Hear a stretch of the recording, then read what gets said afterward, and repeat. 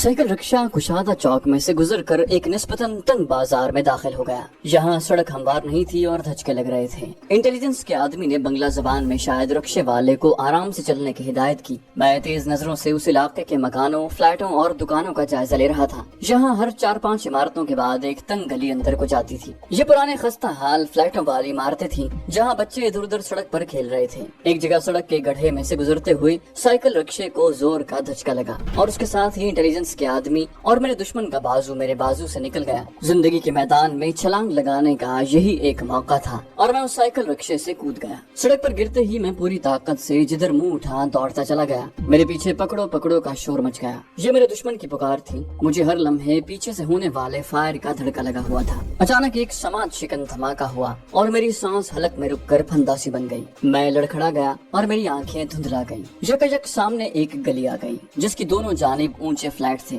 मैं अपने जिस्म की पूरी ताकत के साथ दौड़ने लगा। अभी तक मुझे अपने जिस्म में किसी तकलीफ का एहसास नहीं हुआ था। गोया गोली मुझे नहीं लगी थी और ये भी मुमकिन था कि वो महज खौफजदा करने के लिए ही चलाई गई हो। मुझे अपने पीछे इंसानी कदमों के दौड़ने की आवाज आ रही थी। आगे जाकर गली बाएं तरफ घूम गई। मैं तेजी से दौड़ता हुआ उस तरफ घूम गया तो दिल धक से रह गया। आगे गली बंद थी। मुझे कुछ सुझाई नहीं दे रहा था। मैं हर कीमत पर अपनी जान बचाना चाहता था। एक बिल्डिंग का दरवाजा आधा खुला हुआ था। मैं उसी में घुस गया। सामने लकड़ी का कुशादा जीना था। मैं तेजी से जीना चढ़ने लगा। पहली मंजिल पर बाएं जानिब एक खिड़की थी। मैंने झांक कर देखा। नीचे एक ट्रक खड़ा था जिस पर बोरियां लदी हुई थी। मैंने आओ देखा न ताओ और खिड़की में से ट्रक पर छलांग लगा दी। बोरियों में कोई नर्म चीज भरी हुई थी। मुझे कूदते देखकर दुकान पर कुछ लोग हैरान होकर देखने लगे। मुझे किसी की परवाह नहीं थी। ट्रक में से उछलकर मैंने दूसरी तरफ छलांग लगा दी और दूसरी गली में घुस गया। मैं बेतहाशा दौड़ता जा रहा था। खुदा का शुक्र है कि पीछे से अभी तक दूसरा फायर नहीं हुआ था। मेरा मफलर रिक्शे से कूदते वक्त सड़क पर ही रह गया था। मैं घबराहट के आलम में एक बिल्डिंग में घुस गया। अंदर जाकर महसूस हुआ कि ये जूतों की मार्केट है। आमने सामने छोटी छोटी दुकानें थीं।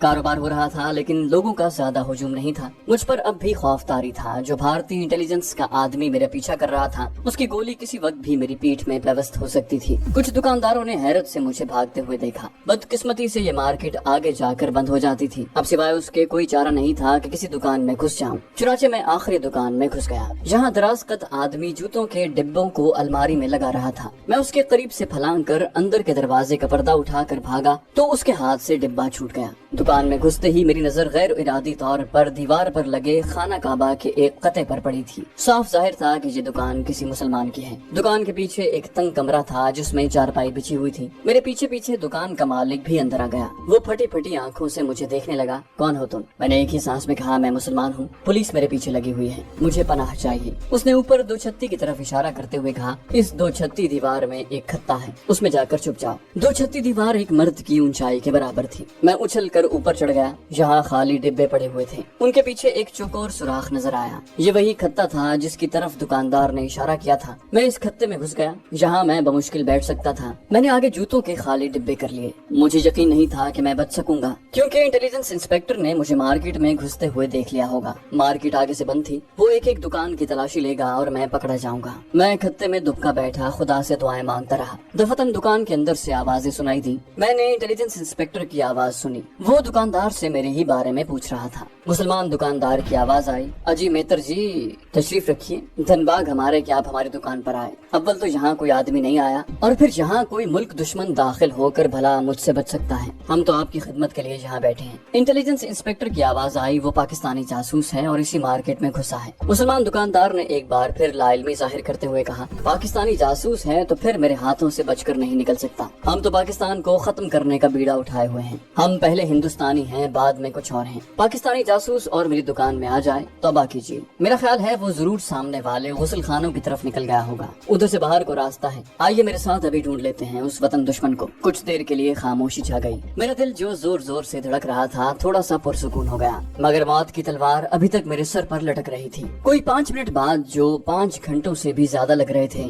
दुकान के अंदर किसी के कदमों की आवाज सुनाई दी। फिर दुकानदार की आवाज आई। वो किसी खातून गाहक से बातें कर रहा था। खातून गाहक के साथ बच्चा था जिसके रोने की आवाज आई। दुकानदार ने अपने नौकर को आवाज देकर बच्चे के लिए रसगुल्ले लाने को कहा और जनाना सैंडलों के बारे में बातचीत शुरू कर दी। इंस्पेक्टर की बला शायद टल गई थी। मेरी जान में जान आ गई। औरत चली गई, उसके साथ ही दूसरे गाहक आ गए। ये सिलसिला 1 घंटे तक चलता रहा। मैं खत्ते में उकड़ू बैठे बैठे थक गया था। میں نے 2 کی طرف اپنی ٹانگیں پسار دی. اس سے مجھے سکون ملا. دکاندار کی باتوں پر اعتبار کر کے بھارتی انٹیلیجنس انسپیکٹر کے اتنی جلدی چلے جانے سے اور کچھ اس مسلمان دکاندار کی گفتگو سے میں 2 نتیجوں پر پہنچا تھا. ایک تو یہ کہ یہ مسلمان دکاندار پاکستان کے جھنگ سیال کے علاقے کا رہنے والا ہے. دوسرے یہ شخص CID والوں کا آدمی ہے. کلکتے میں جھنگ اور چکوال کے لوگ مدتوں سے آباد تھے اور جہاں خشک میوے اور چمڑے کا کاروبار کرتے تھے. یہ انڈین نیشنل تھے. بنگلہ زبان بھی روانی سے بولتے تھے مگر ان کا لہجہ ابھی تک پنجابی ہی تھا. دوپہر کے وقت یہ آدمی دکان اندر سے بند کر کے کوٹری میں آیا اور اس نے مجھے آواز دے کر نیچے بلایا. کوٹری میں کمزور سا زرد بلب چل رہا تھا. میں نے اس آدمی کو غور سے دیکھا. اس کی عمر 40 کے قریب ہوگی. گھنگریالے سیاہ بال تھے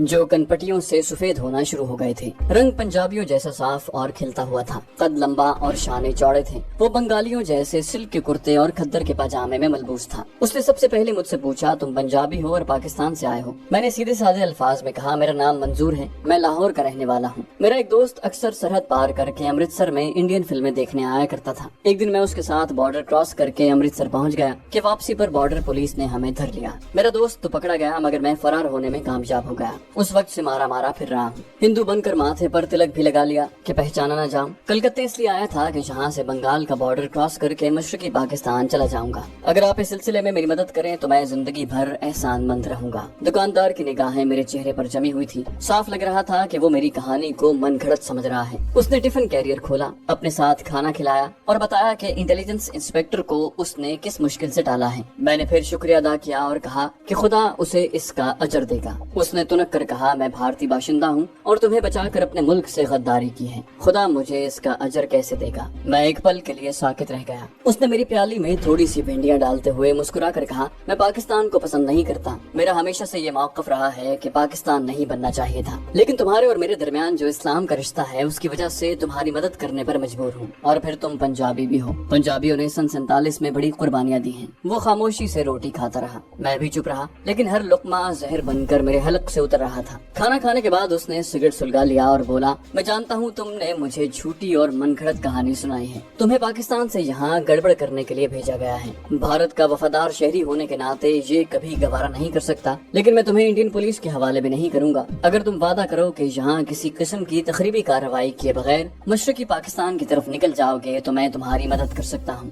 وہ آخر CID کا آدمی تھا. اس نے میری باتوں سے ٹھیک اندازہ لگا لیا تھا مگر اسلام کے اٹوٹ رشتے نے میری جان بچا لی تھی. میں نے صرف اتنا کہا کہ میں وعدہ کرتا ہوں کہ ویسا ہی کروں گا جیسا وہ کہہ رہا ہے. حقیقت یہ تھی کہ میں خود بھی وہاں سے پاکستان فرار ہونا چاہتا تھا. اگرچہ اس وقت مشرقی پاکستان کی سیاسی فضا بے حد خراب تھی لیکن وہ پاکستان تو تھا اور وہاں سے میں آسانی سے لاہور جا سکتا تھا. جنگ سیال کے اس مسلمان دکاندار کا نام شیخ احمد بخش تھا. دوپہر کے وقت وہ نوکر کو دکان پر بٹھا کر گھر گیا اور واپسی پر اس کی ٹوکری میں ایک زنانہ برقع تھا. جب شام گہری ہو گئی تو اس نے مجھے برقع پہنایا اور کہا کہ دکان سے نکل کر میرے پیچھے پیچھے چلے آنا. میں نے برقع پہن لیا. میرے جوتے بھی اس نے بدلوا دیے تھے. میں نے 100 روپے کے 2 پاکستانی نوٹ اور مشرقی پاکستان کی سرحد کا چھوٹا سا نقشہ بڑی ہوشیاری سے باتھ روم میں جا کر پہلے ہی نکال لیا تھا. میں زنانہ سینڈل اور برقع پہن کر دکان سے نکل آیا. احمد بخش میرے آگے آگے چل رہا تھا. بازار میں کافی رونق تھی. نقاب کی جالی سے میں نے نظر اپنے محسن پر لگا رکھی تھی اور اس کے پیچھے پیچھے چل رہا تھا.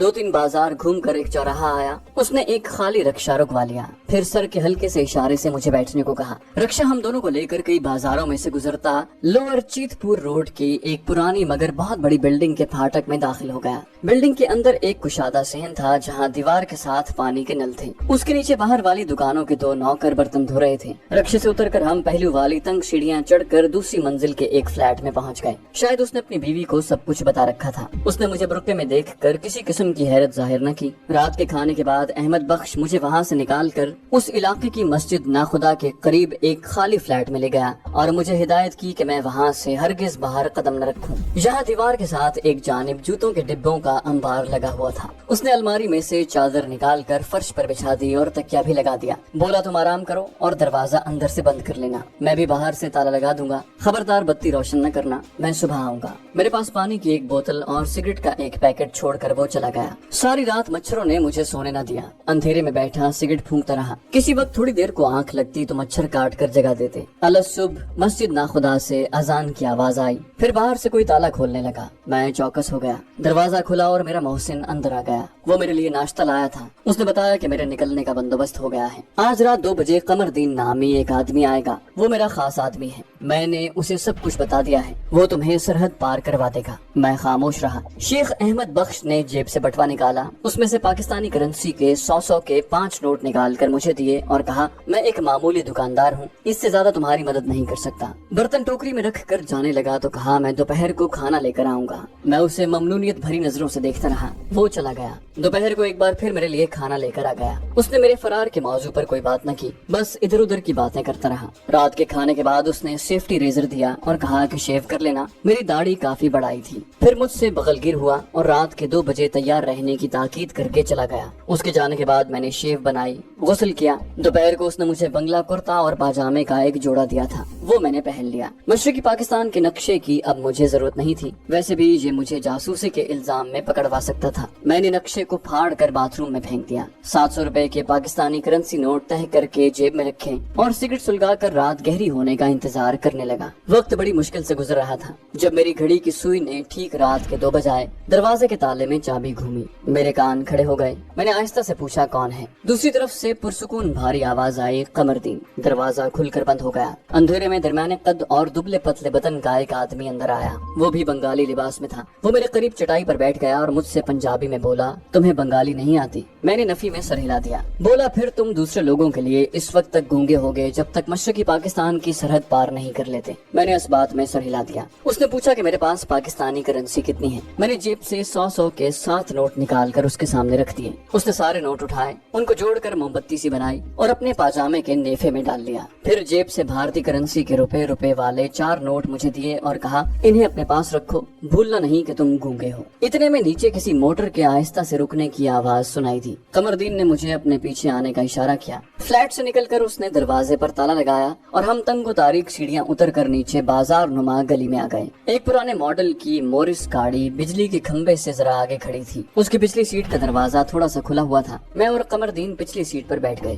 گاڑی کا انجن گرجا اور گاڑی زکریا اسٹریٹ کے علاقے کی نیم تاریک سنسان گلیوں سے نکل کر لوور چیت پور روڈ پر دوڑنے لگی۔ ڈرائیور خاموشی سے گاڑی چلا رہا تھا، ہم بھی چپ تھے۔ رات کے سناٹے میں گاڑی ویران سڑکوں پر تیزی سے اپنی منزل کی طرف جا رہی تھی۔ اس زمانے میں بھی کلکتہ بہت وسیع اور دور تک پھیلا ہوا شہر تھا۔ 1 گھنٹے تک ہماری گاڑی شہر کی سڑکوں پر چلتی رہی، پھر مضافاتی علاقہ شروع ہو گیا۔ اب ہماری دونوں جانب کھیت تھے، ان میں ناریل کے درخت پچھلی رات کی ٹھنڈی ہوا میں آہستہ آہستہ لہرا رہے تھے۔ ہم ایک ایسی سڑک پر آ گئے جہاں کارخانوں کی چمنیاں آسمان کی طرف اٹھی ہوئی تھی۔ آسمان پر ستارے اب پھیکے پڑنے لگے تھے۔ اس دوران میرے ساتھی نے مجھ سے کوئی بات نہیں کی۔ موٹر گاڑی کارخانوں کی چمنیاں پیچھے چھوڑ کر ویران علاقوں میں آئی تو قمردین نے سگریٹ سلگایا اور ڈرائیور سے پنجابی میں کہا، میرا تھیلا ساتھ رکھ لیا تھا؟ ڈرائیور نے کہا، ہاں جی، اور کہہ کر خاموش ہو گیا۔ میں سمجھ گیا کہ یہ ڈرائیور کوئی غیر نہیں ہے، پھر بھی میں نے کوئی بات کرنا مناسب خیال نہ کیا اور خاموش بیٹھا رہا۔ میری آنکھیں سلگ رہی تھی مگر میں ان سے کوسوں دور تھا۔ پاؤں پھٹنے لگی تو گاڑی ایک جنگل میں داخل ہو گئی جہاں ہوا میں خنکی تھی۔ جنگل ختم ہوا تو ہلکا ہلکا اجالا پھیل چکا تھا۔ ہماری موٹر اب ایک کچی سڑک پر سے گزر رہی تھی۔ بائیں جانب ٹیلی فون کے کھمبے دور تک چلے گئے تھے۔ ہم نے کئی چھوٹی چھوٹی ندیوں کے پل عبور کیے۔ دن پوری طرح نکل آیا اور دھوپ چاروں طرف پھیل گئی تو چھتری دار جھاڑیوں کے ایک ٹیلے کے قریب سے نکل کر موٹر ایک جگہ رک گئی۔ آگے بانس کے جھنڈ میں ایک چھوٹا سا راستہ گھنے جنگل کی طرف جا رہا تھا۔ قمردین نے تھیلا اٹھایا اور ڈرائیور کو واپس بھیج دیا۔ ہم پیدل چلنے لگے اور جنگل میں کافی دور تک آ گئے جہاں چند ایک کھپریل کی جھونپڑیاں بھی نظر آئیں۔ قمردین مجھے ایک درخت کے نیچے کھڑا کر کے ایک جھونپڑی کے پاس گیا۔ اس نے کسی کو آواز دی۔ اندر سے ایک دیہاتی بنگالی باہر آیا جس نے صرف ایک میلی سی دھوتی پہن رکھی تھی۔ قمردین اس سے بنگلہ زبان میں باتیں کرنے لگا، پھر وہ اسے لے کر میرے پاس آیا۔ بنگالی نے مجھ سے ہاتھ ملایا اور ہمیں ایک خالی جھونپڑی میں لے گیا جہاں ہم نے چاول مچھلی کھائی، کالی کڑوی چائے پی۔ قمردین نے مجھے بتایا کہ یہ بنگالی مسلمان ہے اور ہمارا اپنا آدمی ہے، مگر اسے یہی بتایا گیا ہے کہ تم گونگے ہو اور تمہیں سرحد پار کروانی ہے۔ یہ آدمی آج رات تمہیں اپنے ساتھ سرحد پار کروانے لے جائے گا،